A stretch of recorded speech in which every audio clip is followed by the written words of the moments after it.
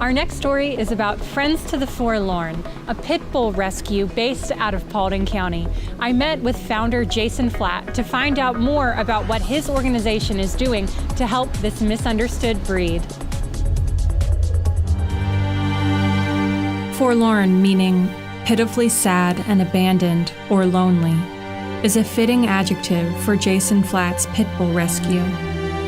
With a population ballooning out of control in the United States, pit bulls are often abandoned, mistreated, fought, and euthanized at an alarming rate.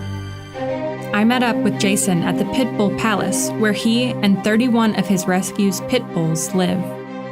It's a really nice place. Big yards, it's clean. I mean, you walk into the place and 31 dogs, you wouldn't know. We work real hard at it. People say, oh, this is heaven, and I stop them right there. It's not heaven. Maybe it's purgatory. There's a stop after this. This is our halfway house. There might be some dogs that'll be here for life, and I know that, and that's just the circumstances, and they'll get loved and everything like that, but there's a home for these dogs.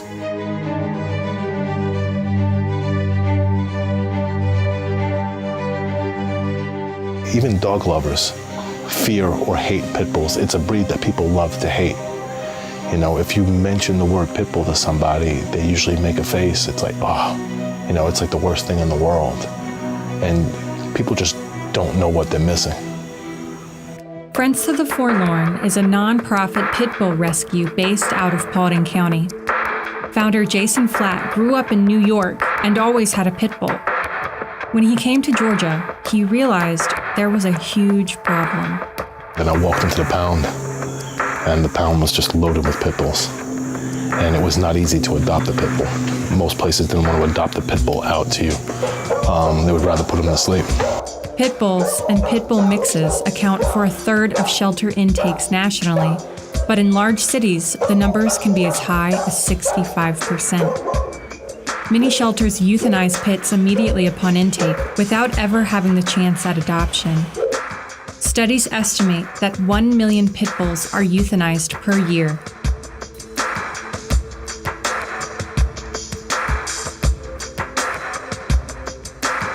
That's 2,800 a day.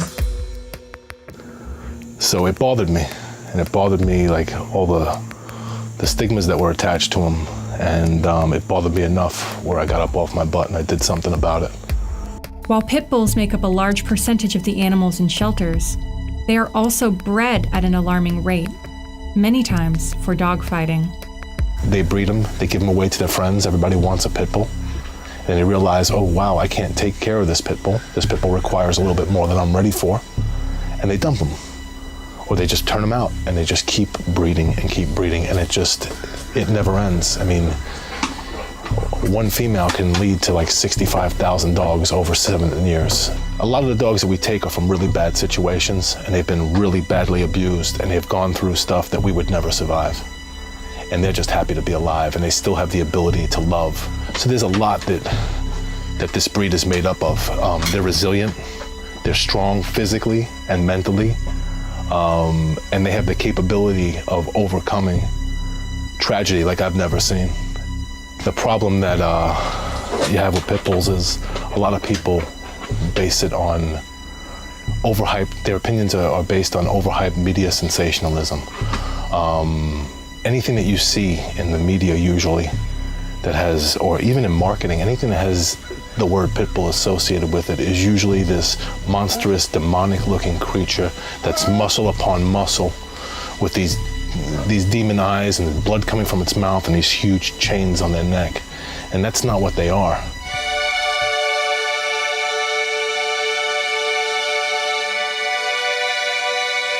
It's an epidemic. It's a real epidemic. You have a lot of people breeding these dogs for fast money. Like I said, anything that's usually associated with pit bulls, it shows the power, the strength. That attracts the wrong crowd. Friends to the Forlorn has grown rapidly in the few years it's been in operation. With stats like only 1 in 1,000 pit bulls finding a forever home, it's no wonder. The need is great. We've gotten to the point now where I can't even answer the emails. People turning to me for help with pit bulls. I'm averaging between 12 and 1,400 emails a day. I'm getting about 200 to 250 phone calls any given day. I'm getting probably about, between the Facebook pages, 100 to 100, maybe 75 to 100 messages on Facebook on our pages. People looking for assistance or to rehome a dog. It's not easy. Rescuing them, getting their medical care and things like that, that's not the challenge. We can always do that. It's finding foster homes and finding real homes. That's where the volunteers come in. We rescue dogs that are in animal shelters or found by the police or referred to by folks in the community.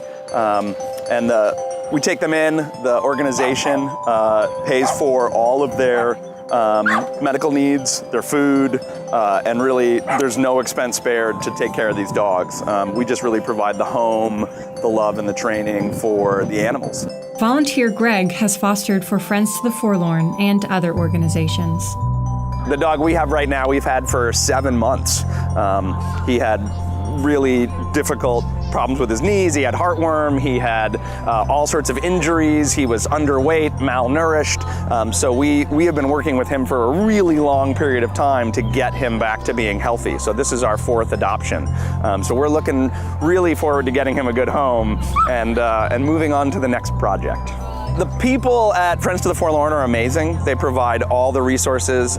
We can call Jason really any time of day or night, and we get a phone call almost instantly back if he doesn't answer. They have amazing doctors at the New Hope Animal Hospital that provide all the medical care. Even if you don't want to foster, there are amazing opportunities to come and help Jason and the group at Friends to the Forlorn out at what he calls the Palace, his house out in Dallas that is really just for the dogs. There are people who can help out with social media. There are people that can help out with photography. You can donate food. I mean, there's a million ways that you can really help out without actually bringing a dog into your home. You can walk dogs, you can help clean kennels, you can, promote and share Facebook posts. Really, there's a ton of ways you can do it in addition to doing this. Volunteer Antonio explains why it's important to support organizations like this one. There's no safety nets for dogs like humans. I'm originally from Massachusetts, and down here, because I live in Paulding County, we see a lot more dogs loose on the roads and stuff like that, because it's a rural area and stuff, so it's very important. What these dogs need the most is a loving forever home. Whose stick is this? Meet Claire and Lotus. Claire adopted Lotus with her family last spring.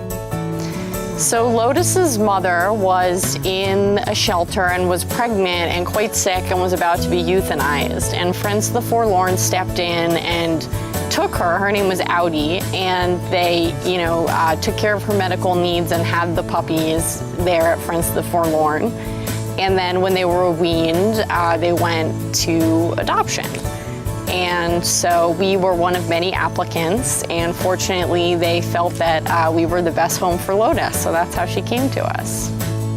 And I would say that it's really important when you see a pit bull to, ask the owner if they're friendly and see if you can say hello and get to know them as a dog without any preconceived notions, because you're really missing out if you write them off. They're really amazing, loving, sweet, smart animals.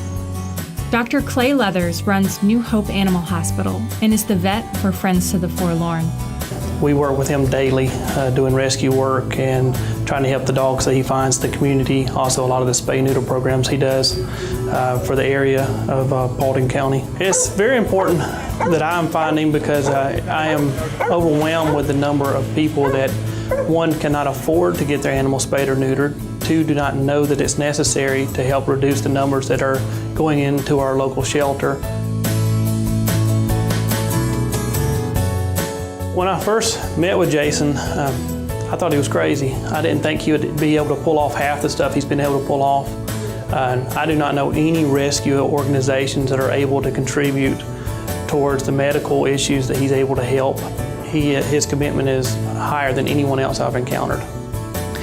They're genuine, they care. There's a lot of people who, I don't know how to put it, there's a lot of people who do it, it seems, more for bragging rights. I'm going to be completely honest with you. And Jason does it because he cares. And I mean, when you initially meet him, and whenever he first came to us, we were like, there's no way that this guy does what he says he does. There's no way he has as many dogs as he says he has. And he continues to surprise us with how many he actually takes care of, and he does a great job. Keeps his place immaculate, and he takes the best care of these dogs I've ever seen anybody take care of. And here, at least at my rescue, we put our hands on something, we commit to it.